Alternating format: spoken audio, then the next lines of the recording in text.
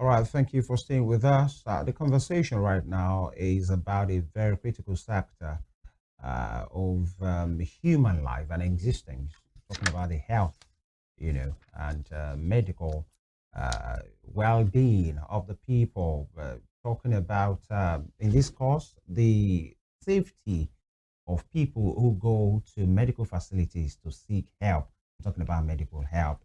17th of every September, September 17 every year, has been set aside as a World Patient Safety Day, and it's celebrated globally. And it was done a few days ago, 3 days ago. But today we're having a conversation, World Patient Safety, and it's about, according to a document from the WHO, the theme for this year has been put to be improving diagnosis for patient safety with a slogan which is very instructive: get it right, make it safe. Now, highlighting the critical importance of correct and timely diagnosis and ensuring patient safety and improving health outcomes. These are the words from the statement released by the World Health Organization. Now, let's bring it down to Nigeria here. When you talk about patient safety, there have been allegations, continuous allegations in the past by some Nigerians who talk about negligence of duty, nonchalant attitude by medical professionals. And then when you get to hospitals, there's a way they look at you. Possibly you don't have a particular status, and some of them they don't care like they should, or some wrong diagnosis which has proven fatal. And you know what we do here? We are the mirror of the society, so we bring this conversation to the fore, especially for the purpose of education and the right information. This morning, we have with us in the studio a gentleman who are going to be giving us some explanations to this particular topic. Dr. Adini Fasanu, he is the chairman, Nigerian Medical Association, Osun State Branch. Doctor, good morning. Good morning. And good to have you here with us. Yeah, thank you very much. Thank you very much. And we have Dr. Philip Ajibade as well, Senior Registrar and ARD General Secretary, Association of Resident Doctors. He's the General Secretary at the UNIOSUN Teaching Hospital, and of course, he's of the Radiology Department. Good morning, Doctor. Good morning, sir. Thank you for joining us. Thank you very much for Now, having me. very quickly, Dr. Fasanu, let me start with you. And when we talk about patient safety, we read out, the document from the WHO, but you, as a critical stakeholder, this is not theory. This is what you do. You are even holding capacity as the chairman of all the medical doctors in Osun State at this moment. What is the significance of patient safety? Well, thank you very much. Patient safety, when we look at it, it's not something that is really known like that to the people. Yeah. But over the years, in the 1960s, 80s, there were growing concerns about unplanned, untoward adverse events on patients. And people now started reviewing a lot of cases that come to the hospital to see how their treatment or the process of their treatment have impacted negatively on them. When you look at patient safety, it is all encompassing.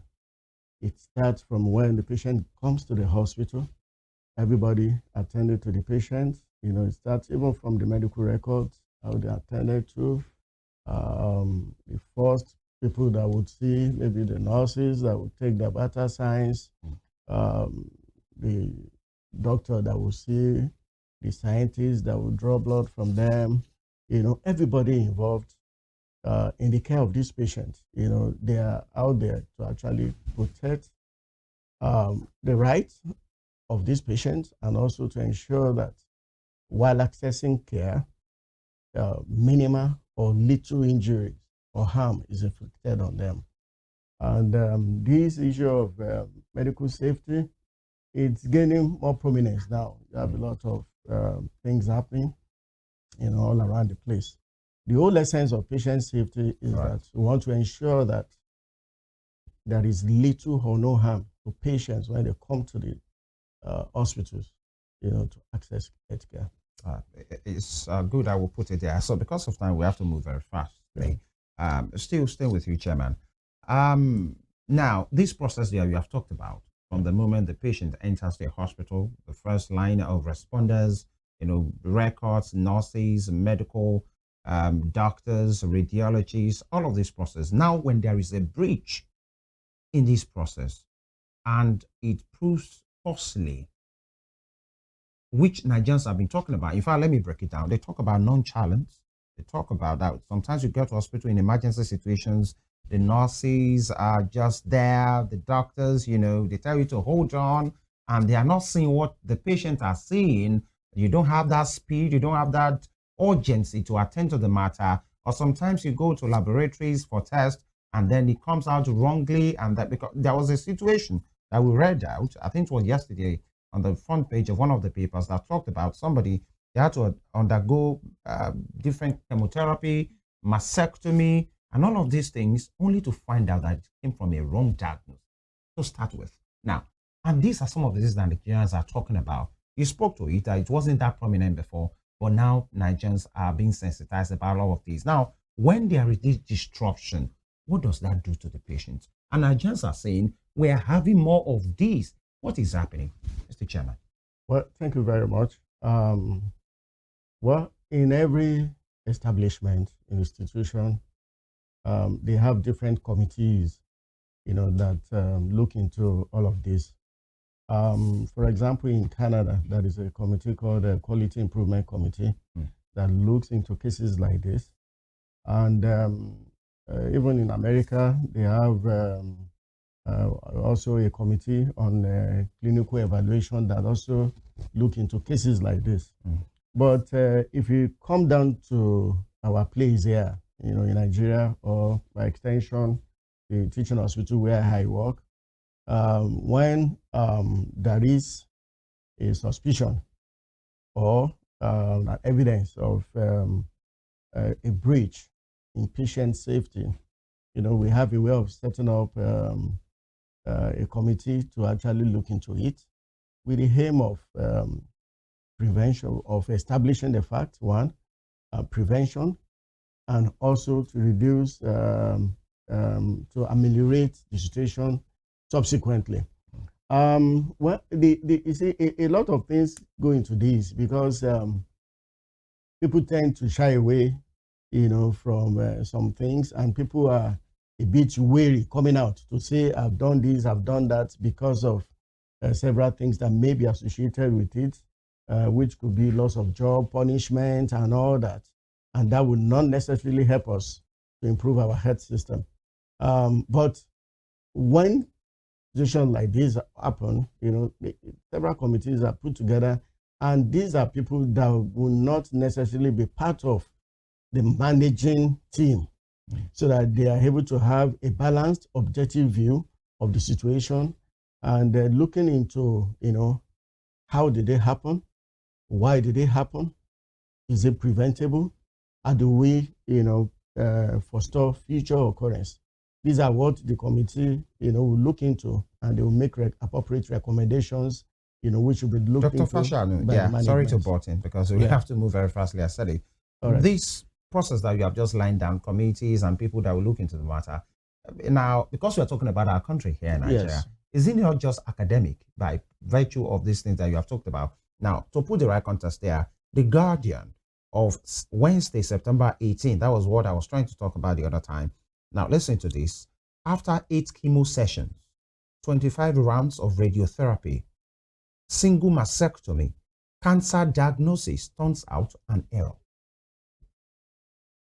Well, it's because you just talked about community. How about the fatality that might have happened? Well, the issue is, a patient that has gone through all of it just because of a wrong diagnosis. Occasionally, when you look at when we look at issues like this, we have to look at it globally. How do I mean? When you look at the burnout rate among healthcare professionals in Nigeria today, it's quite alarming. You have patient to doctor ratio as high as 1 to maybe 200, 500 in some circumstances. When you look at infrastructure, you find out that the equipment are either not, working properly, or they are not even there at all, to make accurate, precise diagnosis. And these are some of, the reasons why, issues of misdiagnosis, poor treatment or wrong treatment would occur. It does not necessarily mean that you don't have the requisite manpower, personnel, to make the right diagnosis and to institute proper treatment. Yes. All right, let's move over to Dr. Ajibade. Doctor, let's talk about communication between doctors or medical practitioners and the patients. I have witnessed, or in fact, I have been in a situation where I go to the hospital, I speak to the doctor, if they run some tests or they do not run some tests, but he asks me questions and he says, okay, this is what is happening with me, prescribes a particular drug. And I'm asking, doctor, what drug are you giving me? Some doctors or some nurses or some medical practitioners would not want to tell you what drug he or she is prescribing to you. What are the reasons why he or she has prescribed those drugs for you? And I got speaking with a friend of mine outside of the country, and she told me, no doctor can give you a drug without telling you the name of the drug, why he or she is giving you that drug, and what other drugs you would use after that. I mean, you just have to have a line of communication with your patients, but it seems it's missing here in Nigeria. Well, thank Why you is very that? much. As my girl said, sometimes about the ratio of patients you have to see in a day. Some doctors, we have to attend to like 500 patients a day. And they prefer that when they have seen you, they'll give you the diagnosis that you need and write a drug for you. Sometimes it's your right. Every patient right to Exactly. understand. You have the drug. Me, I've never been in a condition that a patient will ask me that, okay, what is happening to me, especially in my diagnosis as a radiologist. You ask me, what did you see on scan or what do you see? I'll explain to them. I'll take my time. Even though it's going to take us a long day, but I still do that because I know that this is your right as a patient.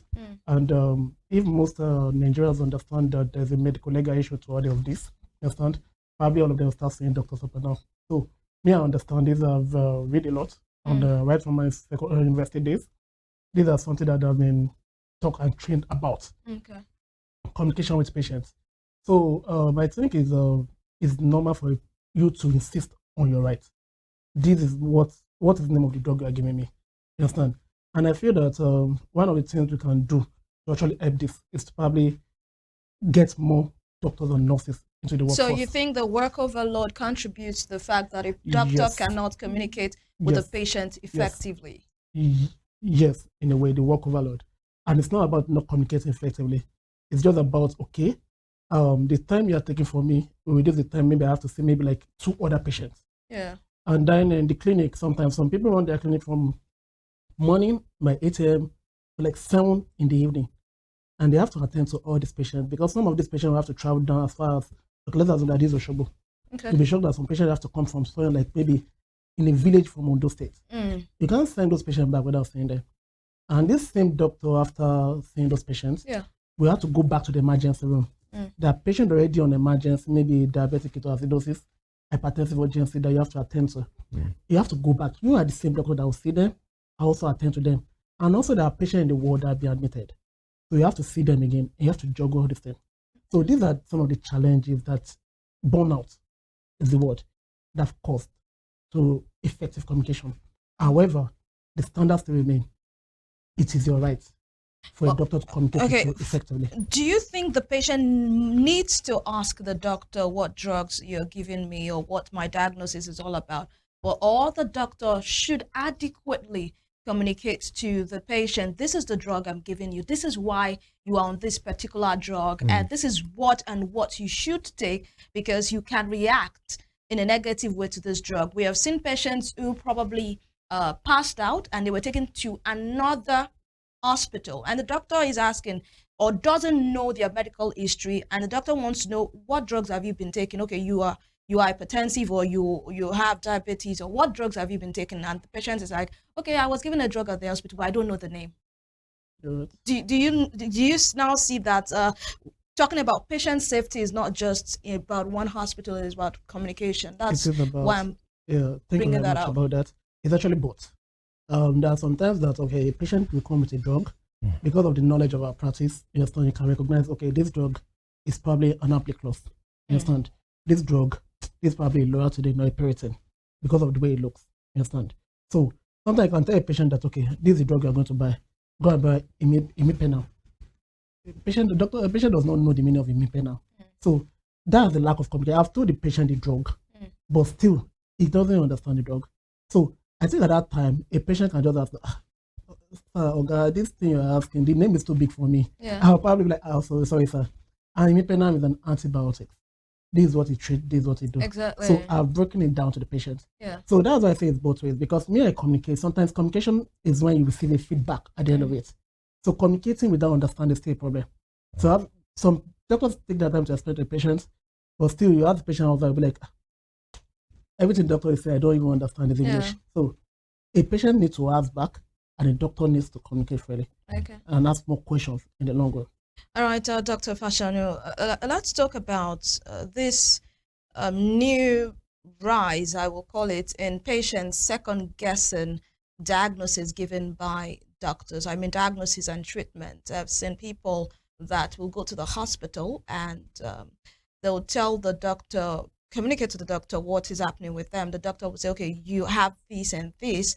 And they will say, okay, you need to use this and this. But the patients will still go back to probably Google or AI to ask, okay, I've been feeling this, feeling that. And just to know that what the doctor is telling me is true. Because I've seen people tell a doctor, but when I checked Google, it said that I didn't have this. And the doctor actually had to educate the person, okay, this is why I'm doing this. But why is it that recently, because of the high rate of fake diagnosis or wrong diagnosis given by doctors and treatment, some patients will have to seek second and third opinion, sometimes from Google, sometimes from another doctor who is a friend? Well, thank you very much. Effective communication is one of the major ways of actually preventing harm or injuries to patients. When a patient comes to you, we live in a world now that virtually everything is on AI, everything is on Google. They will have come with their own pre-mind notions about what is wrong with them and all that.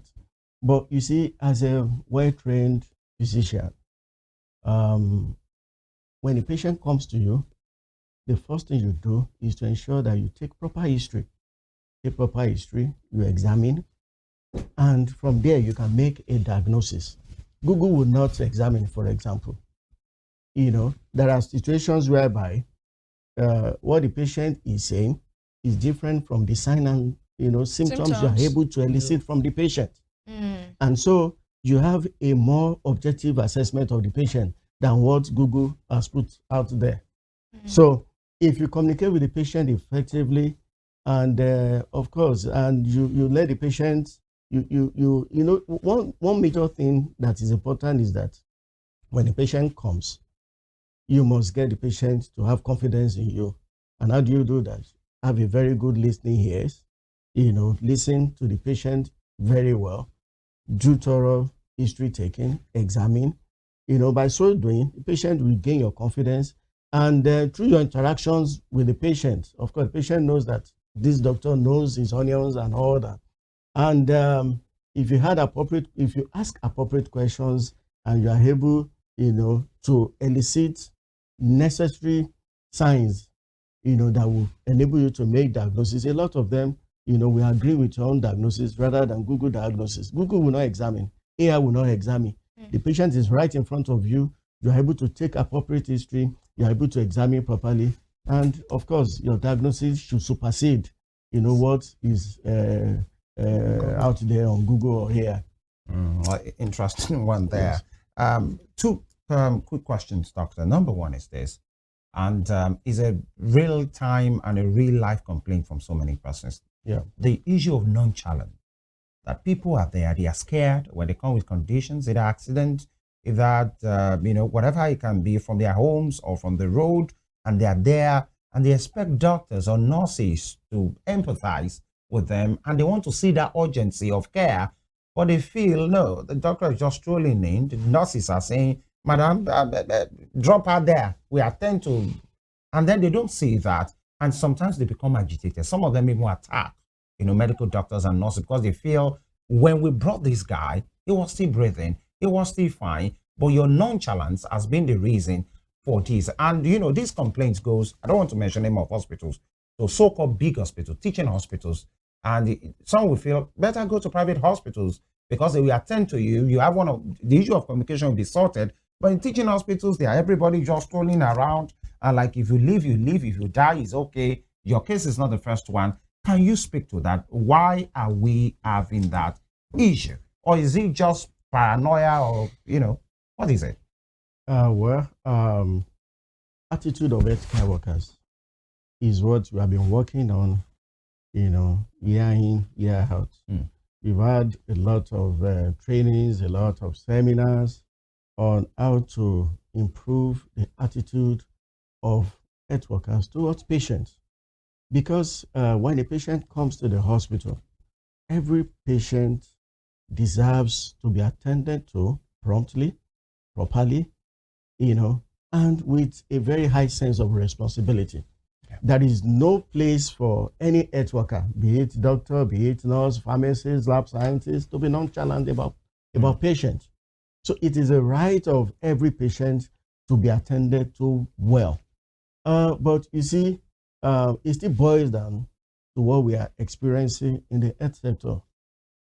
The number of skilled health workers that are leaving this country on a daily basis is quite alarming. And so this burnout, we cannot run away from it. You have a doctor who is in the accident and emergency room, probably is the only one, and you have, several emergencies coming up at the same time. Of course, the doctor within that particular context should try as much as possible to offer his best. But if it's somebody that has been working since morning, it's now call hour around 8, 9 p.m., the guy is tired, and he has several patients to attend to, he will do everything within his own powers to ensure that at least he offers what he's able to do. But when we talk about nonchalance, it's something that every management frowns at. It shouldn't happen in any health infrastructure, be it private or public. Every patient should be attended to very, very well. Do you take disciplinary actions against medical practitioners? Yes, we do, that please. reported? Yes, we do that. We do that, yes. Are you even aware? Because sometimes you see suggestion boxes put in some of these places, and you see some of them very rusty. You just assume nobody is even picking it up, and you expect, some will even tell you, you don't expect them to do anything, because the camaraderie, the comradeship thing in the medical place will not allow any one of them to expose themselves. So the people doesn't really trust that process. Let me give you a scenario that happened to me personally. I had a medical emergency. I was told to do this, pay at a particular place. I went a teaching hospital people in this state, and I got there. The guy that was supposed to, because I wonder if actually they know they are part of the process as well. Somebody that you should pay to be fast as well, so they can give me the receipt. I can take it back to where they need it. Do you know what they were doing? They were sharing experiences of the movies they watch at the weekend. Yeah, I can remember the name of the movie. And some of them will even get you, me only change you, let me speak Yoruba. Madam Elawa change you. Like, this is not a movie place. This is not a pick. Somebody that comes to a hospital, he didn't come because he's happy. No, not the only people that come because they're happy, they are the people that come with their wife for labor, to have a child. This is not a place of doing this, and they do it with all sense of, if you can bring change, fine. If you don't bring, just go away. These are the issues. The big guys who make this, who make the management people like yourself, like himself, resident doctors, and people who make the decisions, are they aware there are some people in the system that doesn't help, the overall product I mean, results rather. Yeah. Or that has to do with burnout too? No, not necessarily. In fact, in the hospitals, we have what we call Servicom. Patients actually have the right to report any maltreatment, to the appropriate authorities. We are aware. That was the reason why I spoke that. People don't trust because people will think Dr. This will not expose Dr. That. No. It doesn't happen. It's only if management is not aware. You see, when there is a serious misconduct or a serious mismanagement, management looks into it and is not swept under the carpet. In our teaching hospital there, we have people suspended for a couple of weeks or months. We have their salaries withheld for those periods, because of one wrongdoing or the other. You see, what I would say is that whenever a patient comes to the hospital and they have been treated poorly or badly, they have been attended to badly, they should report. Let them report to the appropriate authorities. But what or where is the appropriate authority? No, of course, the office of the Chairman Medical Advisory Committee is in charge of anything that has to do with clinicals in the hospital. So if it has to do with poor treatment, maltreatment, and all that, the complaint can go to the office of the Chairman Medical Advisory Committee. If it has to do with administrative issues, like all this nonchalant attitude of cashiers, vendors, and all that, the complaint can go to the Director of Administration, who will do justice, to all those complaints. I can assure you that. Because over the years, our teaching hospital here, there were several complaints in the past, but we've had several seminars, several workshops, and all that. And I must say that things are actually better now than what it used to be. All right, Dr. Fasanu, we have to run. We are out of time. I would love to ask you about health insurance and the old discrimination or bias when someone under probably a public health insurance comes to a hospital. The kind of drugs they are given by the doctors or by the nurses is different from someone who is there to pay, pay for the money fully. What's happening? Why is there this bias, especially when you are from probably a state insurance, health insurance, federal health insurance, a private health insurance, and someone who is there to pay cash? I want to pay for what? Better service than you. Why is that? No, I would not say that there is discrimination. I wouldn't say there is a bias between. But people have witnessed it. I have witnessed it personally. That's where I'm going to. Between people on insurance packages and people paying out of pocket. You see, these insurance schemes, they have their approved list of drugs that will be given to enrollees. These patients are capitated patients. There is a limit to which you can go based on the approved drug list submitted by these insurance agencies. So why not just tell the patient, okay, can you afford this? Pay out of your pocket if you want to give them quality health care. That will be out of, in quotes, the MOU. With the insurance agencies.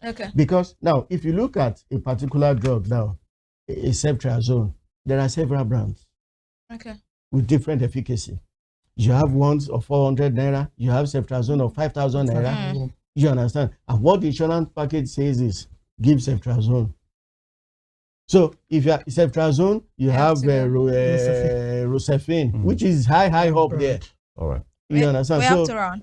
We have to run. Thank you so much, Dr. Niyi Fasanu, Chairman, Nigerian Medical Association, Osun State Branch. We appreciate you for your time this morning. Thank you very much. And of course, Dr. Philip Ajibade, Senior Registrar, and ARD, Association of Resident Doctors, General Secretary, UNIOSUN Teaching Hospital. Thank you for your presence and for your submissions this morning. Thank you very much. And that's the show this morning. We have been talking on patient safety in hospitals.